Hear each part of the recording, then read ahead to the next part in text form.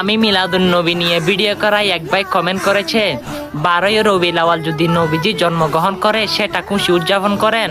12ই রবিউল আউয়াল তো নবীজি ইন্তেকাল করেছেন, মারা গিয়েছেন, এবং সেটার সুখ প্রকাশ কে করবে?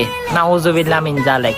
আল্লাহ রাব্বুল আলামিন কোরআনে কারিমে সূরা আল বাকারায় 154 নম্বর আয়াতে বলে, আমার রাস্তায় যারা মৃত্যুবরণ করেছে তোমরা তাদেরকে মৃত বলিও না, তারা জীবিত।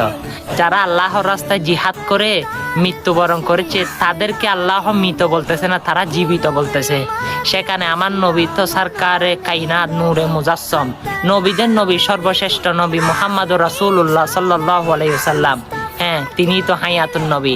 আমাদের ঈমান কোথায় গিয়ে দাঁড়িয়েছে? সে নবীকে মৃত বানিয়ে ফেললাম। নাউজুবিল্লাহ, নাউজুবিল্লাহ। অবশ্যই আপনি ভিডিওটা শেয়ার করে দিবেন, আল্লাহ যেন তাদের অন্তরে হেদায়েতের নূর ঢুকিয়ে দেয়।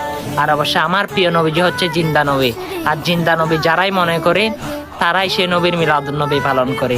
আর যারা আমার নবীকে মৃত মনে করে তারাই আমার নবীর মিলাদুন নবীর বিপক্ষে কথা বলে।